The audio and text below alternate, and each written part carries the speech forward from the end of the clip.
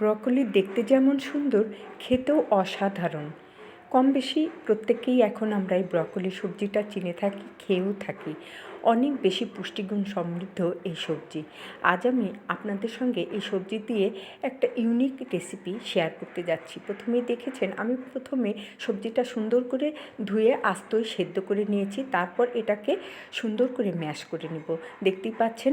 এরপর আমি এর মধ্যে আটা মিশিয়ে নিচ্ছি, অর্থাৎ রেগুলার আমরা যেই আটা দিয়ে রুটি খাই সেই আটাটা মিশিয়ে নিচ্ছি। আপনারা চাইলে ময়দাটা দিতে পারেন, তবে আটাটা দেওয়াই ভালো।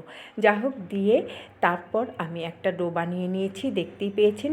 এরপর পরোটা ভেজে নিচ্ছি, অর্থাৎ আজ আমি ব্রকলি দিয়ে পরোটা ভেজেছি।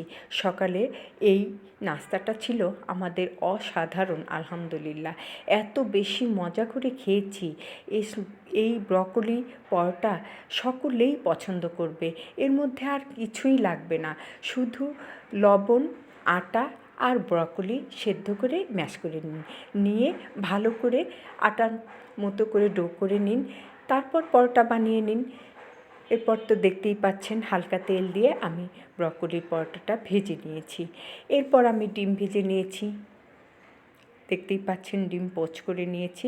তারপর এর সঙ্গে নিয়েছিলাম একটা সবজি, ছোট আলু, পাকা কাঁচা টমেটো দিয়ে একটা সবজি করে নিয়েছিলাম। দেখেন, আলহামদুলিল্লাহ আজ সকালে নাস্তাটা অনেক বেশি মজা করে খেয়েছি। আপনারাও সকলে এভাবে ব্রকলি দিয়ে পরোটা, রুটি, লুচি বানিয়ে খাবেন। আমি লুচিটাও করেছি, খুব মজা হয়েছে। যা হোক, এই তো ছিল আমাদের আজ সকালের নাস্তা। এরপর আমি ইলিশ মাছের মাথা, লেজ ছিল সেটা ভেজে নিলাম, দেখতেই পাচ্ছেন। ভালো করে মুচমুচো করে ভেজে নিয়েছি ইলিশ মাছের মাথা, লেজ। এই মাথা আর লেজ ভালো করে মুচমুচো করে ভেজে গরম ভাত, খিচুড়ি এর সঙ্গে খেতে কিন্তু অনেক বেশি মজা লাগে। যাই হোক, দেখতেই পাচ্ছেন আমার কিন্তু মাছ ভাজিটাও হয়ে গিয়েছে। সুন্দর মতো মাছটা ভেজে নিয়েছি, মাথা আর লেজ থেকেই যায়, সেটাকে আমি মুচমুচো করে ভেজে খেয়ে নিই, তাহলে আর অত কাটা কাটা লাগে না।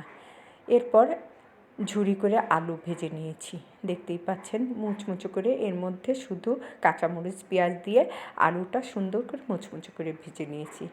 এই তো, আপনারা সকলেই ভালো থাকবেন।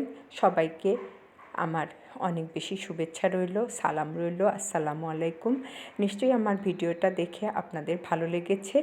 সবাই ভালো থাকবেন, নিরাপদে থাকবেন, আমাদের জন্য দোয়া করবেন। সবাইকে জানাচ্ছি শুভ দুপুর। আল্লাহ হাফেজ।